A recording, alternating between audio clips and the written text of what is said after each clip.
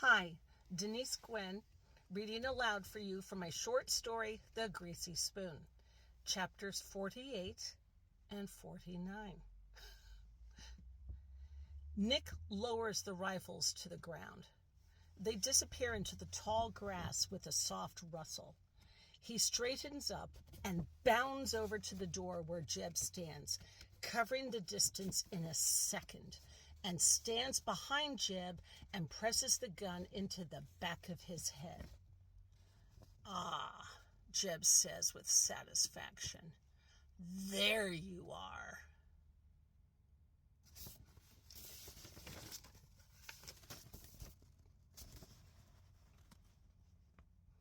Jeb keeps his grip on the gun pressing into Maria's temple. Nick keeps his grip on the gun pressing into the back of Jeb's skull. "I knowed you was out here," Jeb says thickly. "Mr. McAllister," Nick says slowly, "your son is still alive." "No, he ain't, you asshole," Jeb says, then adds with a hitch in his voice, "You done killed him." "No, I ain't done killed him." Nick points at the flattened out place in the grass where Junior had lain. "Take a look at that place in the grass over there, Mr. McAllister." "Yeah, what about it?" "I knocked your son's lights out and he dropped down right there." "From the roof?" "Yes, from the roof." Jeb lowers his head. "My son was right, you cocksucker. You was up there all right, and if I'd have listened to him, and I don't know where he's run off to. But if he's the least bit interested in self-preservation, I hope to hell he ran off somewhere else, far from here." "You killed Buddy," Jeb says. "Ed did that." "You killed Clem." Nick swallows. "Yep, I did that." Jeb licks his lips. "What are you saying, son?" "Oh, now I'm son to you?" Nick inhales, holds his breath. "Your son is alive." Jeb studies the patch of grass. "How can I believe you?" "You've got no reason to, but I assure you he's alive." "Your word don't mean nothing to me." "Well, how about this? When I left this place a few minutes ago, he was passed out on the grass, and now he ain't here. And I sure as fuck hope he ain't creeping up behind me." Jeb nods. Nick doesn't dare look behind him. It could all end in a minute if Junior really were creeping up from behind. Nick has stripped him of all his weapons, but that doesn't mean he doesn't have access to an entire arsenal of rifles and shotguns and other weapons at his disposal to finish off the day's work and make his daddy proud. "Put your gun down, Mr. McAllister." Jeb stands there considering. Silent tears track down Maria's cheeks.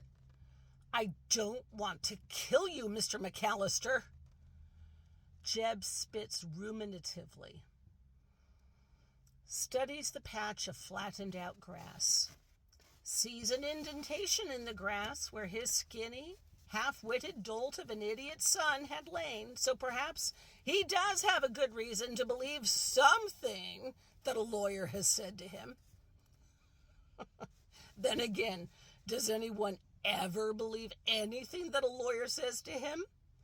And what is that tired old lawyer joke? How can you tell a lawyer is lying to you? His lips are moving. "Mr. McAllister," Nick says in a low voice, "I grew up on a farm." "Uh-huh. I don't know if you recall this, but earlier today I tried to tell you some facts about this awful case. And if only you'd let me, I can fix this. I swear to you, I can." Jeb says nothing, but does appear to be listening. "I just need you to have faith in me and let me take care of this, and you'll get to keep your farm." Jeb does not release his grip on the pistol, but he does spare Nick a wary eye. How can you guarantee that? Because I can. He licks his parched lips. There are some things that I know about the court system. Let's just keep it at that. And I can guarantee you this case will go away. Why don't you just shoot me in the head and put me out of my misery? Mr. McAllister, your son's still alive. Mr. McAllister glares at him. You're not fucking with me.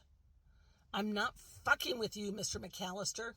When I left this spot just a few minutes ago, your son was passed out on the grass over there. He's come to and run off someplace I don't rightly know where. Only I hope to hell he doesn't kill me. Trust me, Mr. McAllister, your son's alive. After a long moment, Jeb sighs. Well, I suppose that does change things, don't it? You've got one chance, Mr. McAllister. I mean it. Jeb's shoulders sag and he lowers the pistol. Drop the pistol, Mr. McAllister. Jeb lets the gun fall from his fingers. Nick keeps his gun leveled at Jeb's neck and reaches for Maria, who's collapsed onto the ground, weeping. Maria, he whispers, honey, get up. He bends down, picks up Jeb's gun, and stuffs it into his back left pocket, pats Jeb down for any hidden weapons, then puts Junior's gun into his right back pocket, pulls Maria to her feet, and checks her. She looks fine. Stay there a sec, he says, and hurries back to the corner and has to dig around in the grass to find the 2 rifles. He picks them up and cradles them in his left arm and comes back and grabs Maria's hand. As they run around the front corner of the pole barn, he calls over his shoulder, Goodbye, Mr. McAllister. Give it a couple of days and you'll be happy with the result. He cradles the rifles in the crook of his left arm and clutches Maria's hand with his right, and they sprint down the full length of the pole barn building to the trucks. It's a bad moment. Junior could have popped out of anywhere and shot him, and it does surprise him that Junior doesn't. And he swivels his head from side to side as he runs, half expecting Junior to make one last surprise appearance. But no surprises. No Junior. He chooses Clem's truck parked on the outside of Jeb's.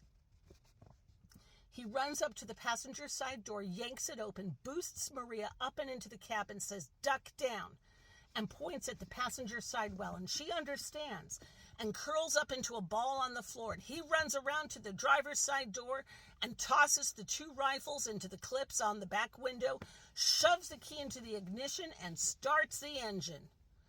It revs to life. He utters a silent prayer. Thank you, Mary and Joseph and all the saints in heaven. He throws the gear into drive and performs a noisy, dusty U-turn in the driveway and roars to the gate, all while keeping a watchful eye out for Junior and seeing him at every corner.